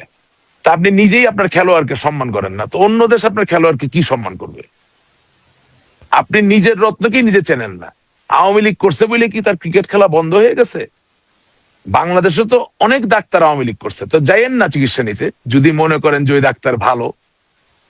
সে আওয়ামী লীগ করে বলে কি আপনি বিএনপি করেন আপনাকে খারাপ চিকিৎসা দেয়? নো, সে চিকিৎসক, এটা তার নাম্বার 1 জায়গা। সাকিব আল হাসান, মুস্তাফিজ, তারা ক্রিকেটার, এটা তাদের 1 নম্বর জায়গা। যখন এই মোস্তাফিজ প্রতিবাদ করতে পারে না তারই ফেলো প্লেয়ার সাকিব আল হাসানকে এভাবে দূর দূর করে বের করে দেওয়ার বিরুদ্ধে, তখন তার বিরুদ্ধে যখন এরকম অগ্রহণযোগ্য ঘটনা ঘটে, তখন ওই যে বললেন, আপনি চোখ লাল করে তাকাইতে পারবেন, তাতে কি যায় আসে? মানুষ মনে মনে বলবে যে তোমরা তো তোমাদের নিজেদেরকেই সম্মান করো না। এটাই বাস্তবতা। আপনি কি এখানে আপনি তো রাজনীতি করা এমন বিরাজনীতিকরণে পড়ছেন আর এমন জামাতিদের খপ্পরে পড়ছেন যে রাজনীতি করাই অন্যায় করে ফেলছেন। আওয়ামী লীগ করা বলে অন্যায়, এর থেকে বড় কমেডি গোপাল ভাঁড়ের কারবার পৃথিবীতে আর কোথাও হইতে পারে? যেই আওয়ামী লীগ বঙ্গবন্ধুর নেতৃত্বে সৈয়দ নজরুল ইসলাম সাহেব, তাজউদ্দিন সাহেব, কামরুজ্জামান সাহেব, ক্যাপ্টেন মনসুর আলী সাহেব, এম.এ.জি. ওসমানী সাহেব, ইয়েস আমি বলি মেজর জেনারেল জিয়াউর রহমান, খালেদ মোশাররফ, শফিউল্লাহ সাহেব, আরো কত নাম বলবো, ব্যারিস্টার আমরুল ইসলাম, সব নাম তো বলে। তাদের সুসংগঠনে যখন দেশ স্বাধীন হইল, যেই বেটার লুঙ্গি পরার ক্ষমতা ছিল না, সে এখন স্যুট পরে 8 লক্ষ টাকার। আর তার মুখ দিয়ে যখন আমি শুনি যে আওয়ামী লীগ করা অন্যায় হয়ে যায়, তার মতো স্টুপিড, তার মতো গারল, অথবা তার মতো একটা কমেডিয়ান, ফালতু কমেডিয়ান কি আপনি মনে করেন পয়সা দিয়ে পাওয়া যায়? গ্রামের ভাষা বলি বাটি চালান দিয়ে পাওয়া যায়? আপনি চিন্তা করতে পারেন, আপনি 5ই আগস্টের হত্যার বিচার করতে গিয়ে আওয়ামী লীগের ব্যান করে ফেলতেছেন। আপনি 5ই আগস্টের আগে হয়ে যাওয়া ব্যাংকিং দুর্নীতির বিচার করতে গিয়া গ্রামের যেই লোকের ব্যাংকে 10 টাকা নাই কিন্তু নৌকায় ভোট দেয়, তার শুদ্ধ আপনি লাভ খাইতেছেন। এটা কি বিচার আপনি মনে করতেছেন? This is not correct, this cannot happen, this unacceptable. আপনি কোনো অর্থ পাচারকারী তাকে বিচার করবেন বলে একটা গ্রামের কৃষক বা গ্রামের একজন রিক্সাওয়ালা, একজন ভ্যান শ্রমিক, যিনি হয়তোবা বঙ্গবন্ধুকে মনে প্রাণে ভালোবাসে, কি পাইছে আওয়ামী লীগের কাছে? রিক্সাই তো চালাচ্ছে। স্বাধীন দেশ 55 বছর গাড়ি চালাচ্ছে না, রিক্সা চালাচ্ছে ভাই। রিক্সা মানে কি একটা আধুনিক দাসত্ব? আপনি পিছনে বসে আছেন লাট সাহেবের মতো আর ও প্যাডেল মারতেছে। সেই লোক একটা নৌকায় ভোট দিতে চায়, সে একটা আওয়ামী লীগকে ভালোবাসে, সে বঙ্গবন্ধুকে ভালোবাসে, তারে আপনি লাথি মারতেছেন, আর এখানে আপনি গণতন্ত্রের বড় বড় কথা বলতেছেন আপনি দেশ ভালো করবেন। ইনশাল্লাহ দেখবো কত ভালো আপনি করতে পারেন। আমরাও ভুল করছি, আপনারা আরো বড় ভুল করতেছেন। আপনাদের সুযোগ ছিল সকলকে নিয়ে সঠিক পথে চলা, but you have chosen not to do it. And I am telling you, আপনাদের কারো কিছু হবে না। আওয়ামী লীগেরও অনেক বড় বড় দুর্নীতিবাজ, তাদের কিছু হয় নাই, তারা খুব ভালো আছে বাইরে। আপনারাও একসময় বাইরে ভালো থাকবেন, কিন্তু দেশের 12টা বাজায় দিচ্ছেন এবং বাজিয়ে দিবেন, এটাই বাস্তবতা। This is reality. আরে পৃথিবীতে ভাই, আপনি আপনি ইংল্যান্ডে আছেন, কিং চার্লসের যখন বিহেডিং হলো by the direct order of Oliver Cromwell, হ্যাঁ হ্যাঁ, তো তার যারা লয়ালিস্ট ছিল তাদেরকে কি দেশ থেকে বের করে দেওয়া হয়েছে? তারা হাউস অফ লর্ডসে বসে না? তারা কনজারভেটিভ পার্টির এমপি হয় না? কনজারভেটিভ পার্টির রাজনীতি করে না? কনজারভেটিভ পার্টির মন্ত্রী হয় না? কনজারভেটিভ সরকার গঠন করে না? গণতন্ত্রই তো। আপনার সিভিল ওয়ারটা ছিল কি নিয়ে? ইংল্যান্ডের পার্লামেন্টে কিং চার্লস তার সেনাবাহিনী নিয়ে অস্ত্র ঢুকে গেছিল এবং সেখানে অলিভার ক্রমওয়েল যে নো, পার্লামেন্টের সভরেন্টি নষ্ট করা যাবে না। এই তো যুদ্ধ হলো, যুদ্ধে সে হেরে গেল, তাকে রাখা হলো। সে কি করলো? অলিভার ক্রমওয়েলকে মেরে ফেলার জন্য ষড়যন্ত্র করলো।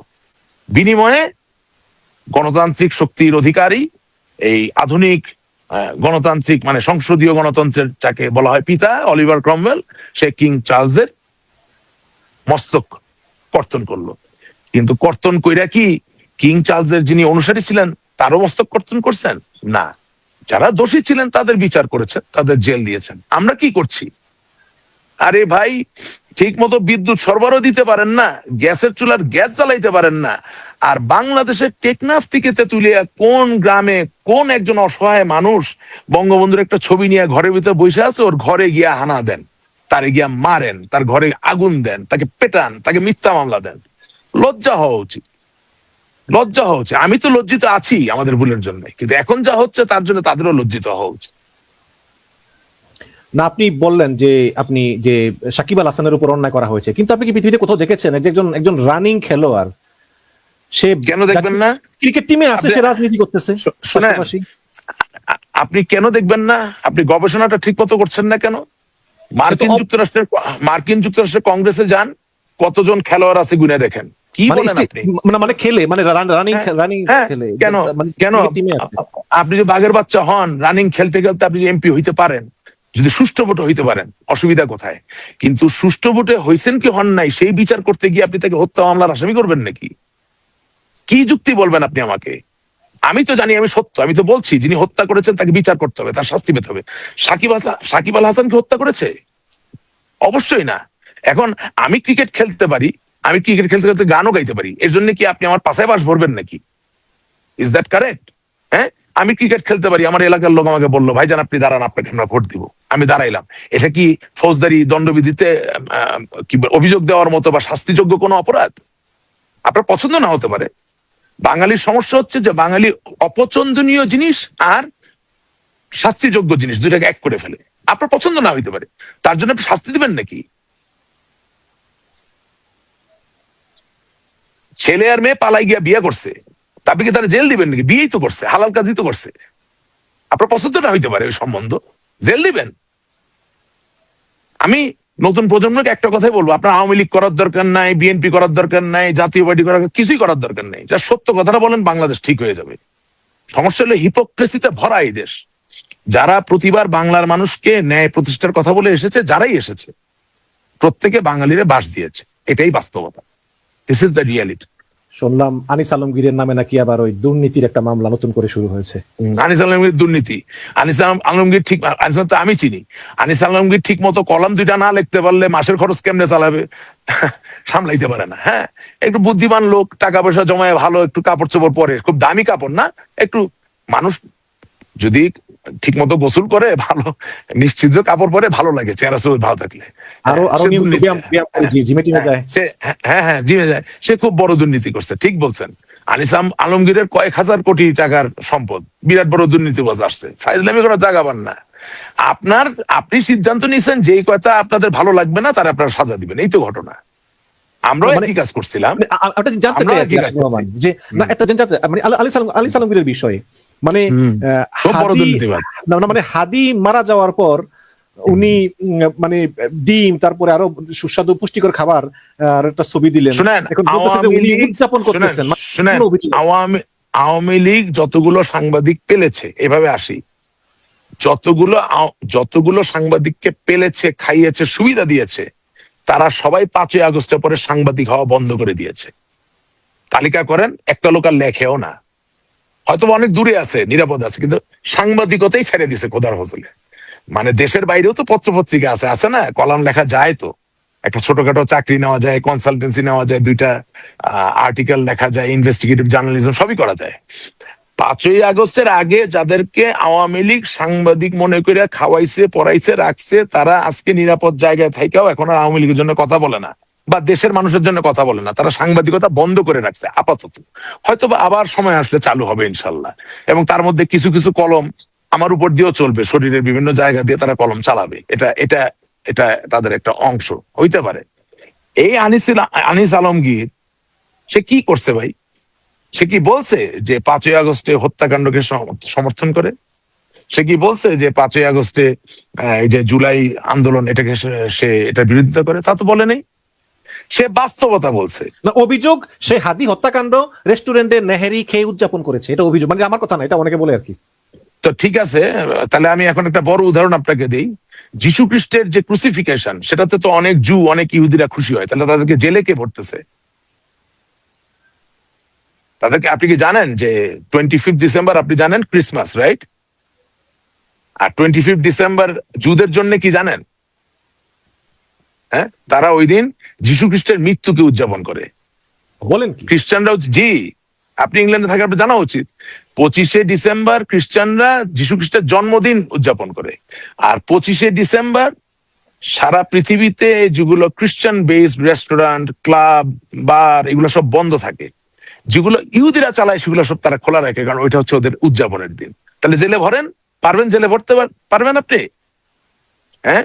তো এখন ওসমান হাদি মৃত্যুবরণ করেছে, এটা তো কেউ মেনে নেয় না, কোনো হত্যাকাণ্ডকে আমি মানি না। অবশ্যই এই ছেলেকে হত্যা করা ঠিক হয় নাই, হত্যাকারীকে ধরেন, বিচার করেন, সাজা দেন। আমি যদি ধরে নেই আপনার কথা সত্যি যে আনিস আলমগীর কি তেহারি খেয়েছে, হ্যাঁ, নেহেরি, নেহেরি, ওই যে গরুর নেহারি পায়া। হ্যাঁ, তো জেলে দিবেন? জেলে দিবেন? বঙ্গবন্ধু জাতির পিতা, দেশটারে স্বাধীন করে ফেললো, তার মৃত্যুতে কত লোক আনন্দ উদযাপন করে, কত কিছু করে, তাদেরকে তো জেলে ভরার কথা বলেন না।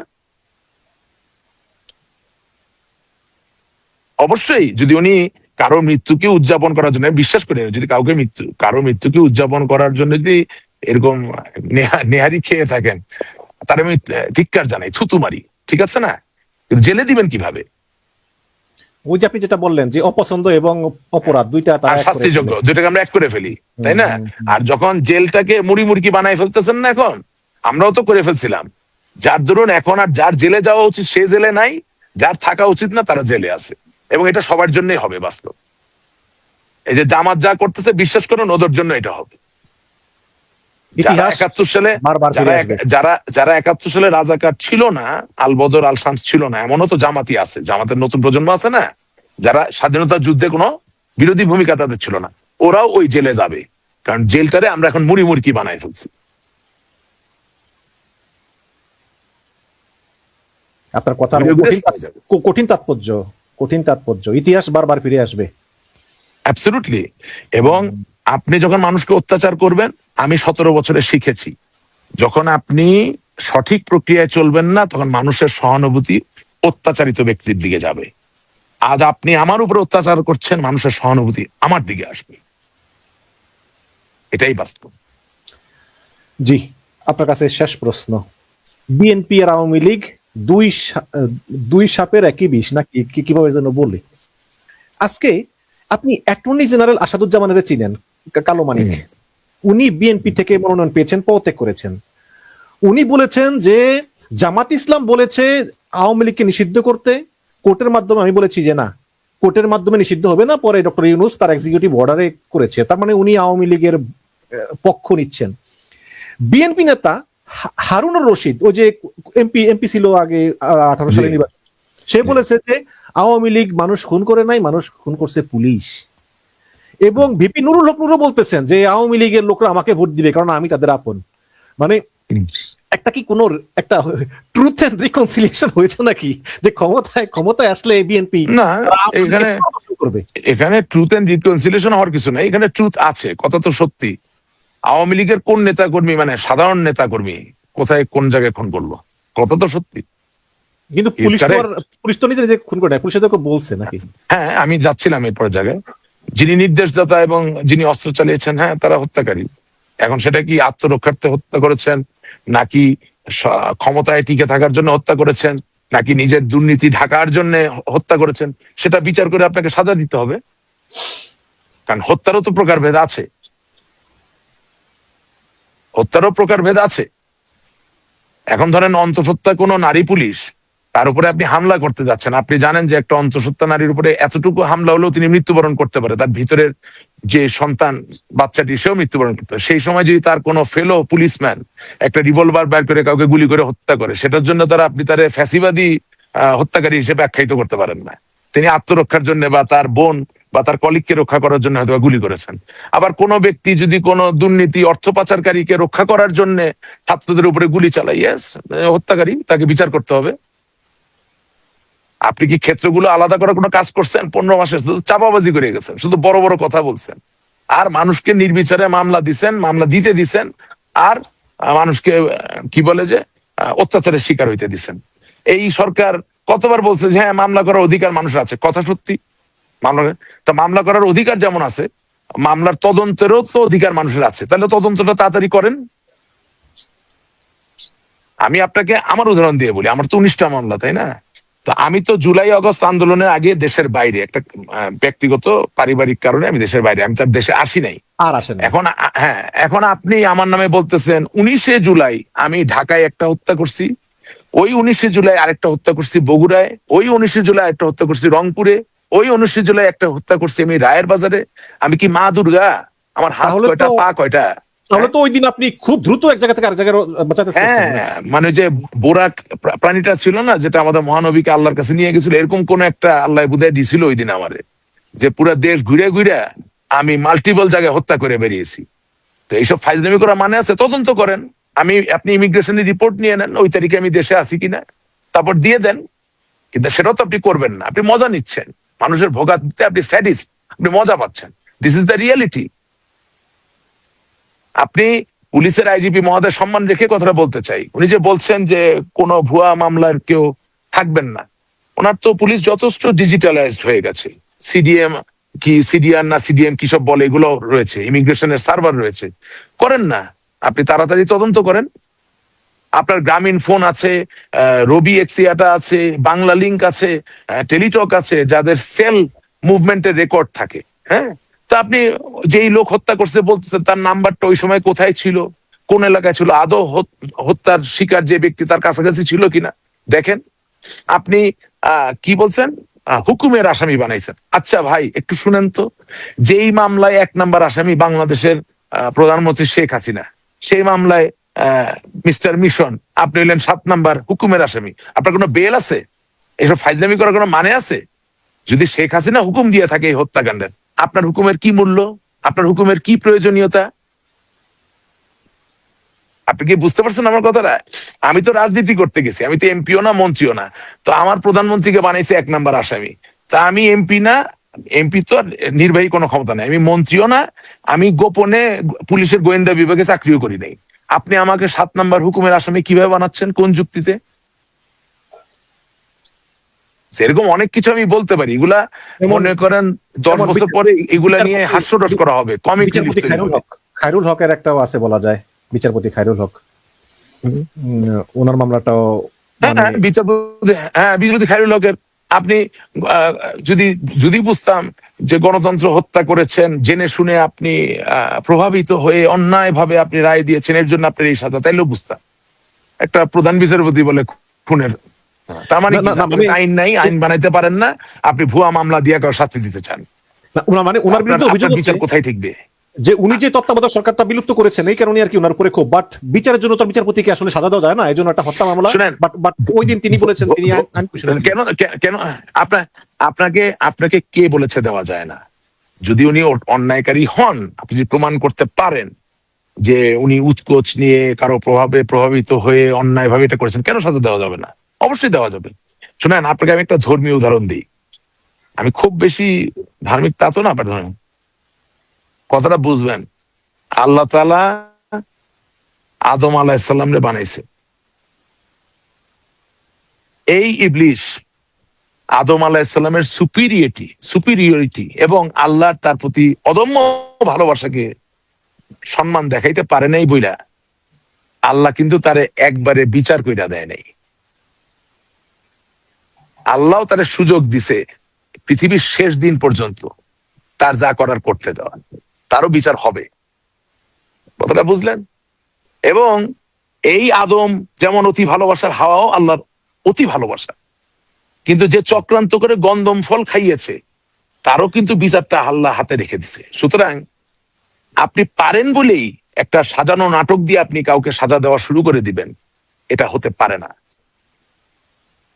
অনেক কিছু নেওয়ার আছে, অনেক কিছু অনুভবে নেওয়ার আছে, অনেক কিছু ধৈর্যের সাথে করার আছে।